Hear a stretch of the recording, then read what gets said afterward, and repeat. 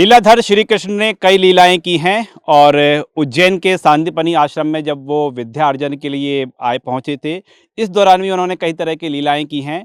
और एक लीला वो है जिसमें आज भी ध्वनि महसूस होती है उनकी लीला की। आज भी महसूस होता है कि श्री कृष्ण जहाँ से गुजरे थे वहाँ की उस रज में, वहाँ की उस स्थान में कुछ अलग है।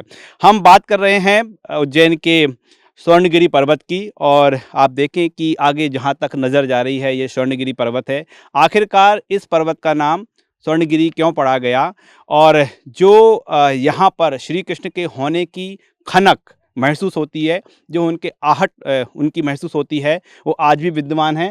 फिलहाल हम देखें कि दूर तक नज़र डालें तो आपको वैसा ही नज़र आएगा जैसा एक जंगल का स्थान होता है, जैसा एक पर्वत का स्थान होता है। और चलिए अब आपको श्री कृष्ण जी की मौजूदगी की एक आहट से आपको परिचय कराते हैं।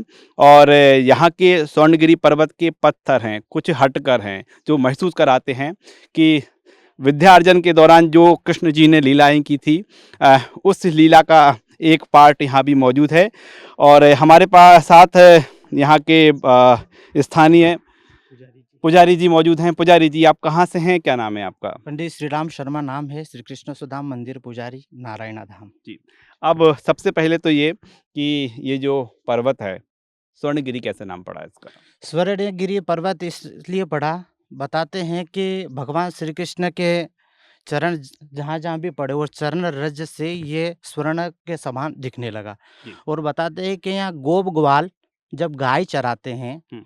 जब गोप ग्वाल गाय चराते हैं तो गाय चराते चराते जब थक जाते हैं तो वो थोड़ा विश्राम करते हैं। जैसे ही विश्राम करते हैं तो उन्हें वाद्य यंत्र की आवाज़ सुनाई देती है। हुँ। जैसे कोई वाद्य यंत्र चल रहा है, हुँ। कोई बांसुरी बजा रहा है, हुँ। कोई मृदंग बजा रहा है, और वो विचार करते हैं कि हमें अब समय हो गया, गोधूली बेला हो गया है, हुँ। अब हमें घर जाना चाहिए। तो उस समय उनके मन में ऐसा विचार होता है कि इस पहाड़ को छोड़ कर के हम घर जाएँ नहीं। हुँ। क्योंकि जहाँ भगवान श्री कृष्ण के चरण पड़े हैं, हुँ।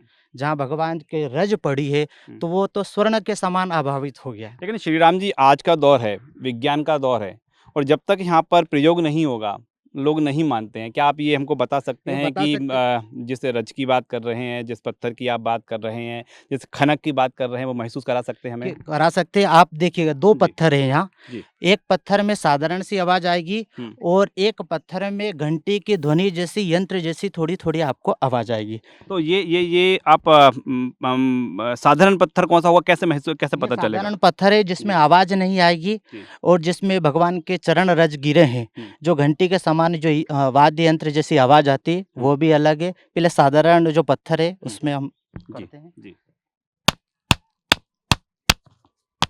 ये इसमें साधारण सी आवाज़ आ रही है, हुँ। और जो घंटी वाला है, आपके आपके हाथ में कुछ है तो नहीं? हम भी ज़रा कुछ भी नहीं है। हम करें तो कैसी आप आवाज़ भी कर आएगी? सकते हो, आप भी कर सकते हो। इधर? इधर भी कर सकते हो।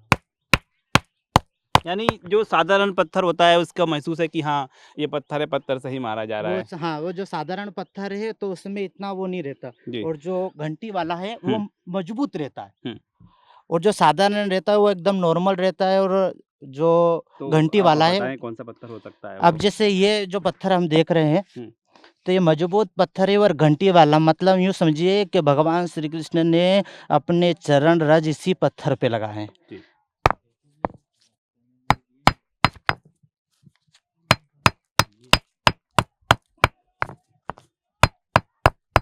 एक खनक सी है। एक खनक सी आवाज़ आती है। क्या ये हम करेंगे तो भी ये खनक सुनाई ये देगी? आप करेंगे तो आपको भी इसी प्रकार की जी। खनक।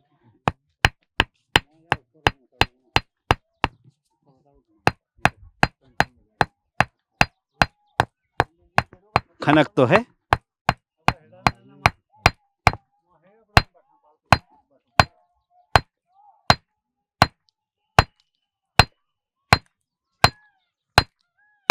ये वैसा लग रहा है जैसे कि मंदिर में हम घंटी बजाते हैं घंटी जो, बजाते हैं ना, तो तो एक ध्वनि उत्पन्न होती है, हाँ, वो ध्वनि महसूस हो वो रही है। ऐसे कैसे फिर ध्वनि से करें महसूस। तो होगा? फिर से करिए आप। जी।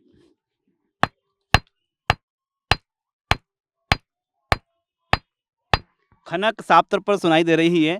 ये सिर्फ़ एक ही पत्थर है या फिर हम आगे चलें तो इसी तरह की ध्वनि आएगी?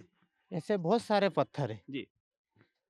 जिन पे भगवान के चरण रज गिरे, जिन पे भगवान के चरण पड़े हुए हैं, लगे हुए हैं, हुँ। उन पे इसी घंटी के समान ही आवाज़ आएगी और जिन पे नहीं है, उन पे एकदम साधारण नॉर्मल आवाज़ आएगी। तो देखें कि श्री कृष्ण जो लीलाएँ कर गए हैं, उनके निशान आज भी देखने को मिलते हैं और ऐसे ही निशान हमको मिले हैं स्वर्णगिरी पर्वत पर, जो कि उज्जैन में स्थित है और श्री राम पाथे के तहत यहाँ भी नए तरह के प्रयोग होंगे और इस इलाके को भी विकसित किया जाएगा। कैमरामैन लवनी सैनी के साथ राकेश चतुर्वेदी, लल्लूराम.com, उज्जैन।